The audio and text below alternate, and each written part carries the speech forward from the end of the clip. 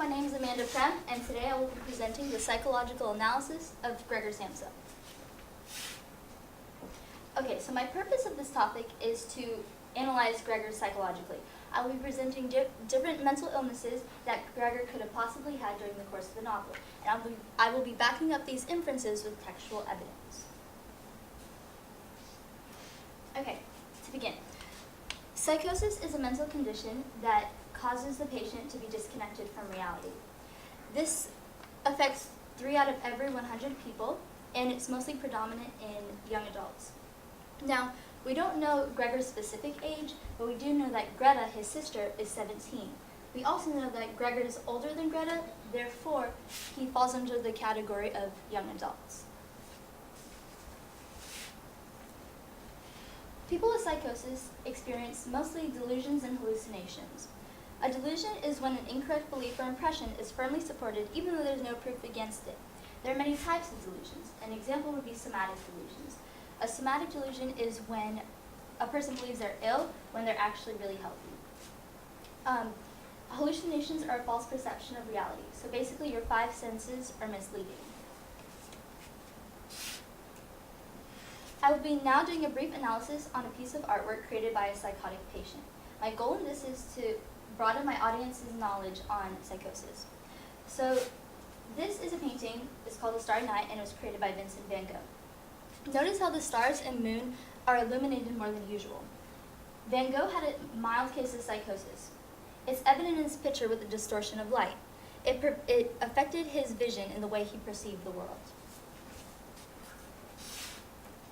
Okay, so the biggest sign of psychosis we see in Gregor is when he first wakes up. One morning when Gregor Samsa awoke from his troubled dreams, he found himself transformed in his bed into a horrible vermin. He laid on his armor-like back, and if he lifted his head a little, he could see his brown belly slightly domed and divided by arches into stiff sections. The bedding was hardly able to cover it, and it seemed ready to slide off at any moment. His many legs, pitiful and thin compared to the size of the rest of him, waved helplessly as he looked. So, this is the first time we see it's evident that Gregor is experiencing something. He claims he's turned into a horrible vermin. He uses imagery like armored-like back, brown belly, many legs, to describe what he perceives his body to look like. Let me remind you that psychosis is a mental illness that disconnects you from reality. The idea that Gregor woke up as a vermin supports the illness, as humans turning into bugs are not a part of reality. Then he goes on to think about his career. Oh God, he thought, what a strenuous career it is that I've chosen. Traveling day in and day out, doing business like this takes much more effort than doing your own business at home. And on top of that, there's the curse of traveling. Worries about making train connections, bad and irregular food, contact with different people at all times so you can never get to know anyone or become friendly with them. So some of the causes of psychosis is not getting enough sleep and stress. In this quote, you can clearly see that Gregor hates his job. He says it's a very strenuous career and it requires much more effort than a business at home. And there's also the stress of going back and forth between places and not getting proper meals, which is not healthy. This makes him very run down and tired. We later learn that Gregor is the only one providing for his family, which also puts a lot of stress on him. So Gregor misses his 5 o'clock train he needed to catch in order to be on time for work. He decides that being late is better than not showing up at all. So he tries to get out of bed. The problem is, he can't. His mind is stopping him. Because he thinks he's a bug, he can't normally get out of the bed the way he would. He tries one method, but he hits hard against the lower bedpost and he injures himself. And then he starts to rock back and forth and eventually falls on the floor and makes his way to the door. We also see Gregor displaying distortion of speech. So he's not exited his room yet, and it's past 7 o'clock. His family starts to get worried about him. And then we see the chief clerk from his workplace come to his house to see why Gregor's not at work. Gregor's having a hard time getting to the door, and the chief clerk is getting impatient. He then starts to accuse Gregor of falling short because of the recent money they entrusted him with. A rushed panic washes over Gregor, and he tries to explain himself. It's shocking what can suddenly happen to a person. I was quite all right last night. My parents know about it, perhaps better than me. I had a small symptom of it last night already. They must have noticed it. I don't know why I didn't let you know at work, but you always think you can get over an illness without staying at home. Please don't make my parents suffer. As he states all of this, the people on the other side of the door make it clear they don't understand what Gregor's saying. I infer that Gregor was attempting to make proper sentences and failing, like when a baby is speaking for the first time, but it just comes out as babbling. This is why no one can understand him, and this could be an effect of the psychosis and him thinking he's a bug. The second illness is major depression. Major depression is a complicated definition as it has many variations depending on the patient. Generally, the major depression deals with negative emotions, as in anger, sadness, guilt, etc. Some things that can trigger anger are grief, example, a loss of a loved one, major changes in life, example, job movement, the feeling of loneliness or being deprived, and personal conflict, example, family conflict or spouse conflict. Some symptoms of major depression are loss of interest in once enjoyable activities, gaining or losing weight, not being able to fall asleep, getting tired and fatigued more than usual, feeling like you are worthless or guilty, and anger. I infer that Gregor must have developed depression before his psychosis. On the wall exactly opposite, there was a photograph of Gregor when he was a lieutenant in the army, his sword in his hand and a carefree smile on his face as he called forth respect for his uniform and bearing. So as you can see, this shows Gregor in a better time. He was happy, he enjoyed life. It was when he was a lieutenant is when his father's business crashed and he was called home to help support his family. Instead of being a respected lieutenant, he began to work as a travel salesman. He was constantly taking orders from people and he didn't like what he was doing. This alone got him to depression, but it worsened when the psychotic episodes started.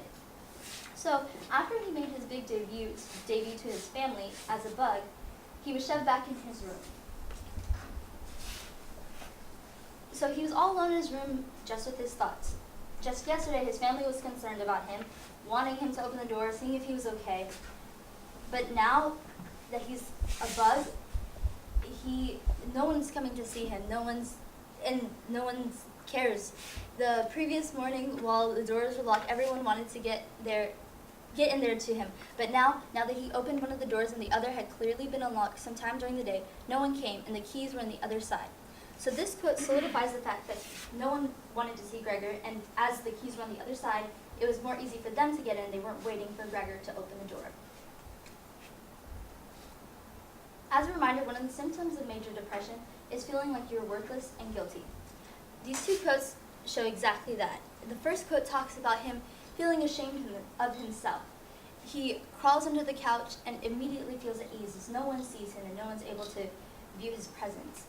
In the novel, whenever the family talks about money, he always portrays he's feeling ashamed and filled with regret. This is because he's no longer able to provide for his family, and he's no longer of use to them.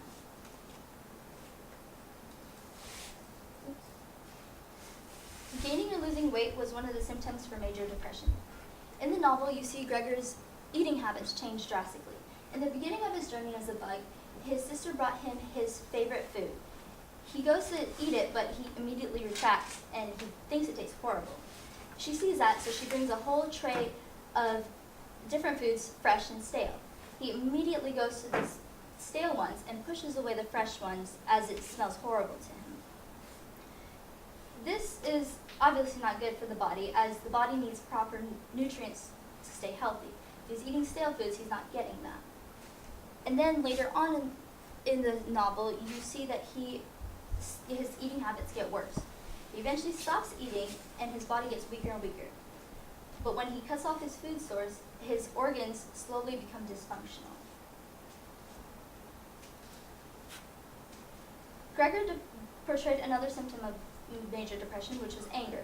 He got bitter and spiteful, and he was filled with rage when his family didn't show him the attention he wanted. He didn't really want anything specifically, he just wanted the attention. In the second quote, it states that Gregor got angry at the thought that no one thought to close the door to save him the sight of an argument that was taking place. With this apparent anger, it shows that he wanted his family to think of Gregor as their first priority.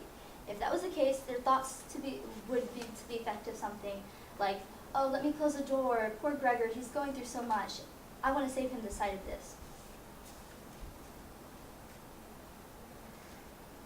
So we know Gregor stays in his room 24/7. He never goes outside to get exercise. He never goes outside to get some fresh air. His body tries to cope with this as he starts to enjoy running around. Due to his psychosis, he thinks he's running around up and down the walls, but in reality, he's just still on the floor. Greta sees that Gregor's moving around more, so she tries to clear up the space and give him some more room. His mom comes to help, and there's an incident where she sees Gregor and she faints. And everything turns chaotic. And eventually, Gregor ends up outside in the kitchen, and he's panicking. This is when his father comes home. His father is furious to see Gregor out of his room, and he's furious to learn that Gregor is the cause of this chaos. So he starts to chase Gregor around. Then he starts to throw apples at Gregor. Because of his malnutrition, Gregor's body is more vulnerable to small injuries. That's why it felt like an apple was stuck in between his back. In reality, it was probably just a bruise or an open wound. If without proper care, it would get worse, as we see in the novel. So Gregor's room becomes a storage room, a place where unwanted things go. He constantly has to move things around to make more room for himself to move around. But this leaves him sad and tired to death, immobile for hours. Later on, his condition only gets worse, and it develops to where he's permanently immobile. He soon makes the discovery that he can no longer move at all. This is no surprise to him. It seems rather than that being able to actually move around on those spindly little legs until then was unnatural. So we see the depression not only worsens him emotionally, but physically. So we see some foreshadowing of death when he says the pain seems to slowly getting weaker and weaker and would finally disappear altogether. We know he's in a state of condition that he can't obviously get better, so we know he's going to die soon. Then without his willing it, his head sank down completely and his last breath flowed weakly from his nostrils. And that concludes Gregor Samsa's life. So just a refresher, my goal was to analyze Gregor psychologically, and the two illnesses I presented were psychosis and depression. By analyzing the novel piece by piece, we're able to see how these two illnesses take a toll on Gregor's life. Yeah. Thank you.